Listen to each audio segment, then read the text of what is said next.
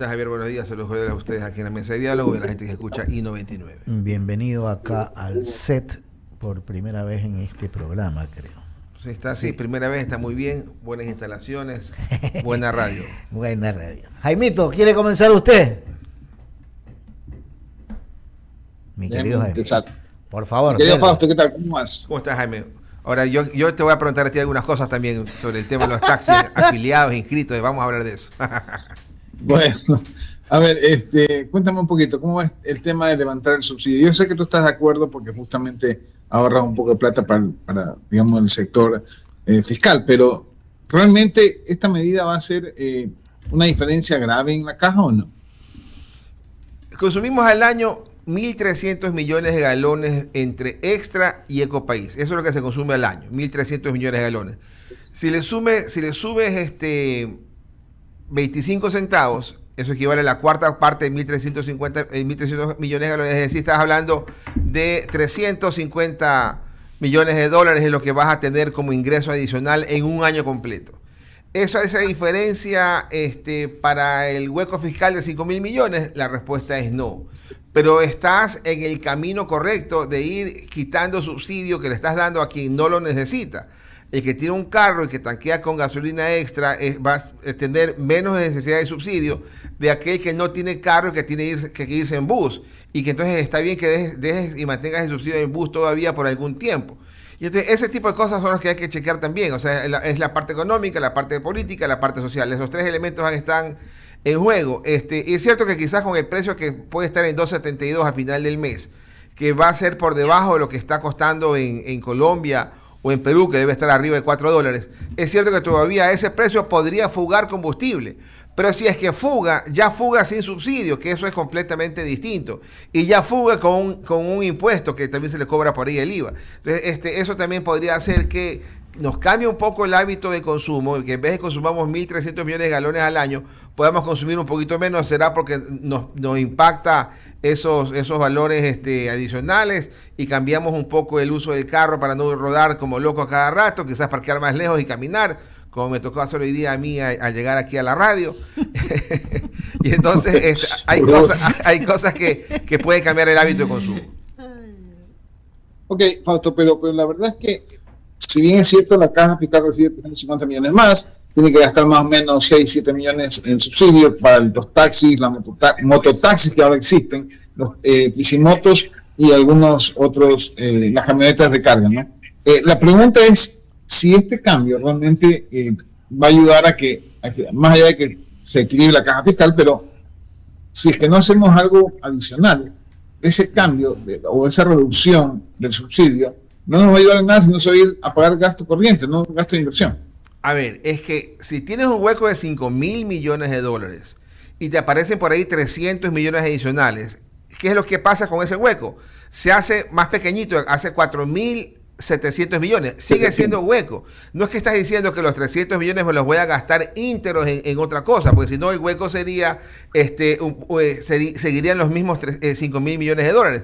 Una parte quedarlo para la compensación, otra parte quizás para el arranque, algún tema de bono para ahí, darle algún recurso adicional, que es lo que ha dicho el gobierno, me imagino temporal también, igual que el subsidio de los transportistas será también temporal, al menos en ese esquema, hasta que se encuentre el definitivo. Pero no es que es plata adicional que me estoy encontrando y que no tengo hueco fiscal. ¿Qué te ayuda en la política de eliminar subsidios? Que este es un primer paso y el segundo paso ocurrirá después de 2 años cuando eliminen el subsidio del diésel, al menos así lo plantea el acuerdo con el Fondo Monetario, o al menos uno lo puede interpretar de esa manera. Entonces va a ir mejorando el acceso al financiamiento internacional, que hoy día el riesgo país está en 1.300 puntos, que quiere decir que la plata la volvemos a conseguir hoy día a 17%.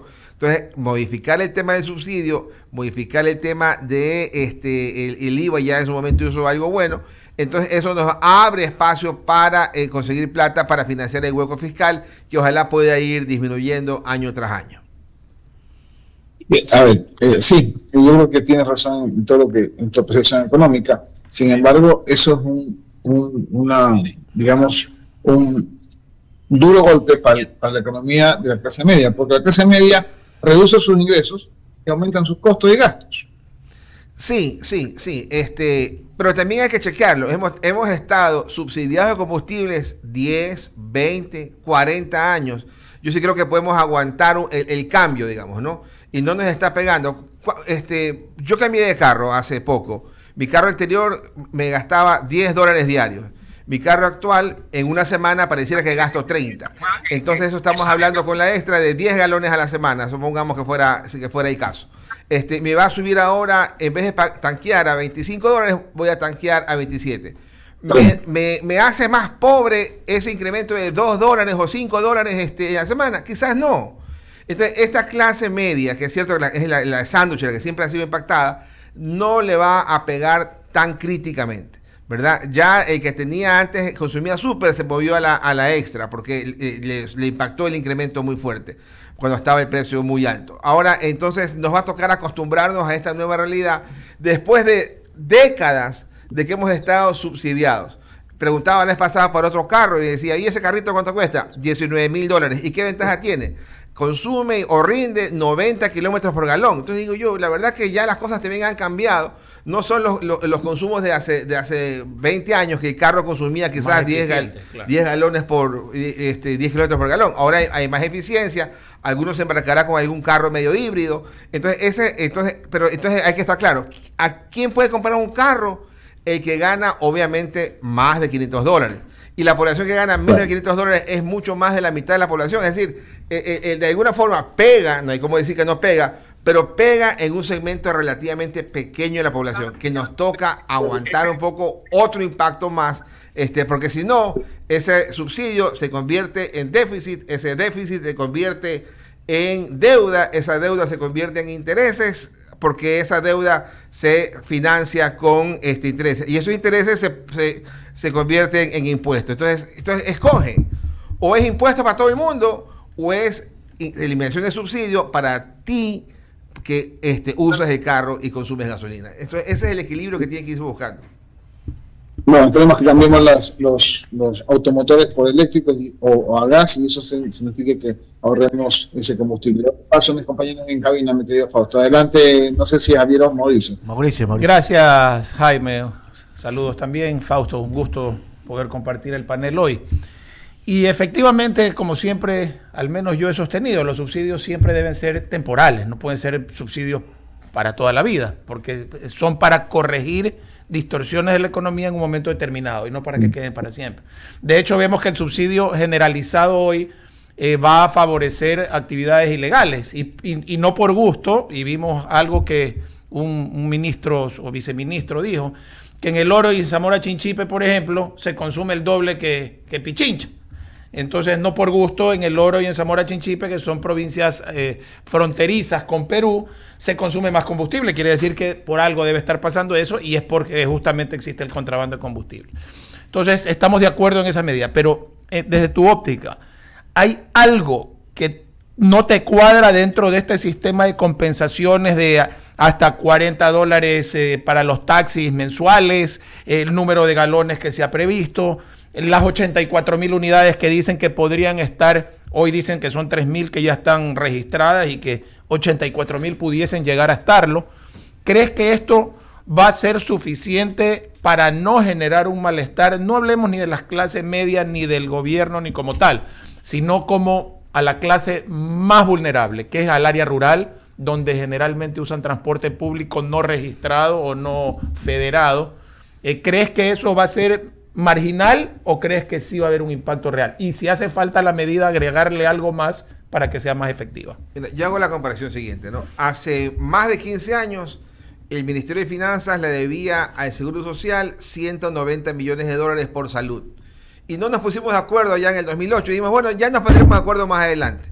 Nunca se pusieron de acuerdo. Hoy día le deben más de $5,000 millones por salud, porque no han encontrado el momento de ponerse de acuerdo para decir este es el valor y entonces ya debemos saldada esa deuda. Es lo mismo, si esperamos el tiempo a que se pongan de acuerdo si el mecanismo es el adecuado, si son 84,000, si son 85,000, si son 150 kilómetros, si son 300 kilómetros, no se va a poner de acuerdo nunca. Entonces yo creo que es bueno arrancar, empezar. El ahorro no son los 640 millones de dólares que habla el gobierno, porque no da la matemática, 1.300 millones de galones al año, 25 centavos más, no dan 640 millones de dólares en subsidios, por ahí son 300 y pico de millones de dólares. Y de ahí hay que darle la compensación, désela. Y si funciona el tema de la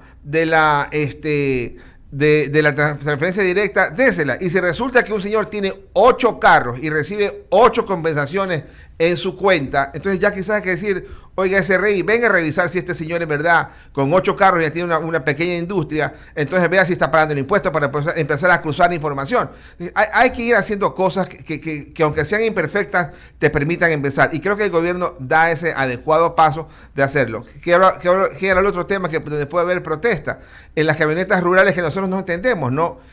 Porque en la costa no hay esas camionetas rurales, en la sierra sí. Llevan a los trabajadores del campo a la ciudad, trabajan, luego sacan el producto del campo a la ciudad en esa camioneta que es a gasolina. Entonces, a ese segmento que es mucho más débil que el sector camaronero, que el sector bananero, a ese segmento indígena, ese también hay que protegerlos porque usan esa camioneta. Que quizás hay que cambiarlos a que usen otro tipo de vehículo, un vehículo más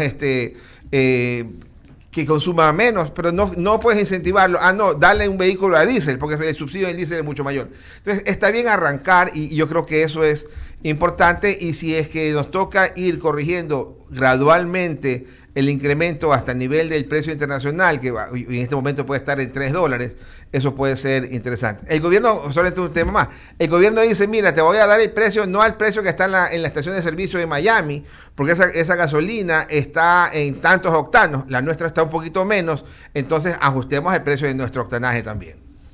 De acuerdo, y coincido plenamente y me ratifico de que siempre he estado a favor de que los subsidios, una vez pasado o una vez cumplida su misión, deben irse desmontando, y en este sentido creo que es una decisión valiente, porque hay muchos gobiernos anteriores que han tratado de hacerla y han tenido que recular producto del temor a la protesta social. En ese sentido yo creo que hay que ir rompiendo paradigmas y es una buena manera de empezar, coincido, y definitivamente, y eso es lo que tenemos que estar claros, va a haber inconformidades al comienzo, porque esto es una medida que no tiene un antecedente en el cual podamos nosotros apoyarnos, pero debe irse corrigiendo y de allí veremos cuál es la creatividad que el gobierno tenga para ir ajustando estas compensaciones para que se afecte a la menor cantidad de la población posible. Y nos va a extraer más de 300 millones en el año, porque vamos a pagar de nuestros bolsillos al gobierno esos 300 millones de dólares en el año, pero el gobierno los va a recibir,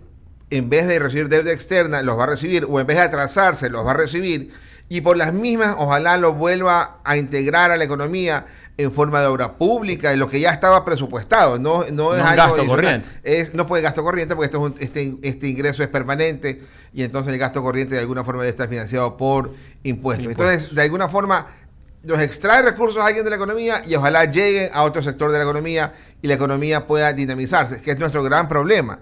No hay dinamismo en la economía, hay estancamiento en la economía, no hay crecimiento del empleo. Eso es la situación que hay que corregir. Estos 300 y pico de millones no solucionan, pero al menos van en el norte adecuado. No hay kilómetro que no se cumpla si no se empieza por el primer paso, y en eso estamos de acuerdo. Javier, por favor. Correcto. Gracias, Mauricio, economista. La decisión que se toma hoy en día por este tema del subsidio, si esto se hubiera tomado años atrás, otro sería el cantar de la economía ecuatoriana.